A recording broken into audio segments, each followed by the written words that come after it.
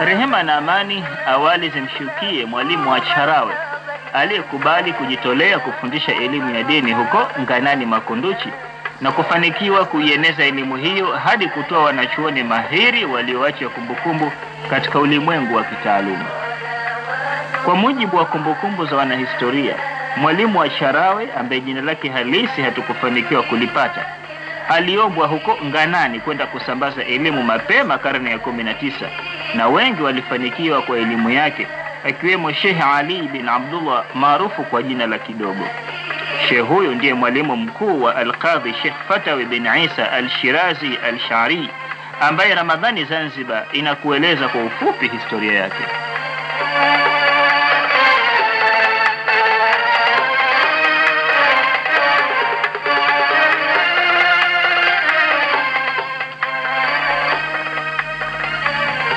Sheikh Fatawi bin Isa Al-Shirazi amezaliwa Nganani Makunduchi mwaka 1900 wakati visiwa vya Unguja na Pemba vikitawaliwa na Said Humudi bin Muhammad kati ya mwaka 1896 hadi 1902.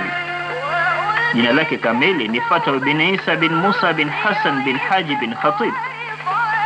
Jina lake Khalisa aliloitwa mwanzo na wazee wake ni Usimcha, lakini baadaye alibadilishwa madarasa na kuitwa Fatawi, ikimaanisha uwezo wake mkubwa wa kufutu masuala mazito.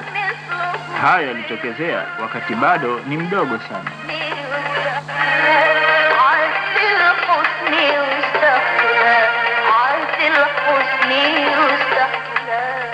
Wazee wa kadhi huyu waliamka mapema kielimu. Kwa maana hiyo basi Sheikh Fatawi bin Isa licha ya kupelekwa madrasa, alisoma skuli akiwa ni miongoni mwa wanafunzi wa kwanza huko kusini kisiwa cha Unguja kupata elimu ya Kizungu. Katika kisomo hicho alijifunza na kufahamu vyema hesabu pamoja na kusoma na kuandika Kiswahili na kuweza kukiandika kwa Kiarabu. Nganani ilibarikiwa sana wakati huo na mashehe wengi walikuwa wakitembelea kijiji hicho na kutoa taaluma. Mashehe hao ambao ndio walimu wa kwanza wa Sheikh Fatawi bin Isa, miongoni mwao ni Sheikh Muhammad Bakathir wa Fujoni, ambaye alimchukua sana Sheikh Fatawi hadi kufanikiwa kuishi naye miaka 9 huko Fujoni akiwa amemjaza fani zote za elimu.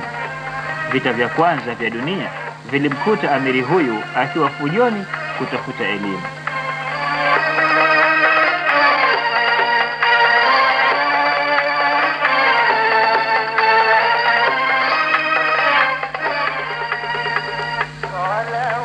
Walimu wengine ni Sheikh Abdul Rahim Mahmud Al-Washili wa Chwaka, Sheikh Hassan bin Amir, Said Abdul Hassan Jamal Layl, Sheikh Burhan bin Abdullah Aziz Al-Amawi, Sheikh Ali bin Mzee Shuwaini, Sheikh Nasr bin Hassan na Said Ahmed bin Sumayd.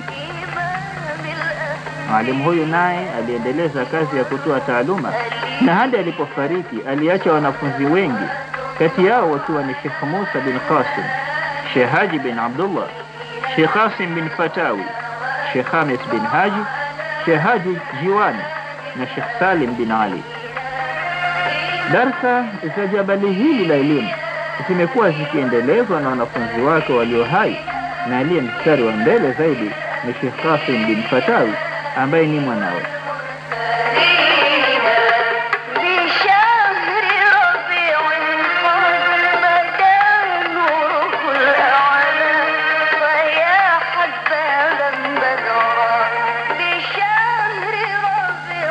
Sheikh Fatawi bin Isa aliwahi kufanya kazi na kushika nyadhifa tofauti serikalini. Kati ya hizo ni kusomesha dini na Qur'ani ya maskulini, na aliwahi kuwa kadhi wa eneo lote la kusini Unguja. Aliwahi pia kuwa karani wa mahakama ya mkoa wa Kaskazini huko Mpokotoni, ambako ndiko alikokutana na Al-Qadhi Sheikh Abdurrahim bin Mahmud Al-Washili. Mara tu baada ya mapinduzi ya Januari 12, 1964, Sheikh Fatawi alichaguliwa kuwa kadhi mkuu wa Zanzibar, akiwa ni Mswahili wa kwanza nchini kushika wadhifa kama huo, ambao aliendelea nao hadi mwisho wa uhai wake.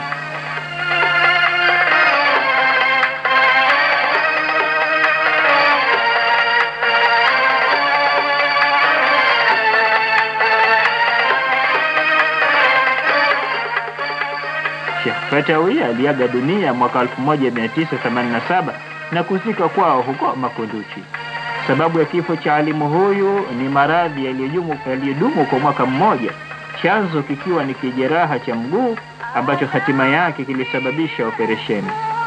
Sheikh huyu hakumudu operesheni hiyo, na baada ya uuguzi wa mwezi mmoja alifariki dunia.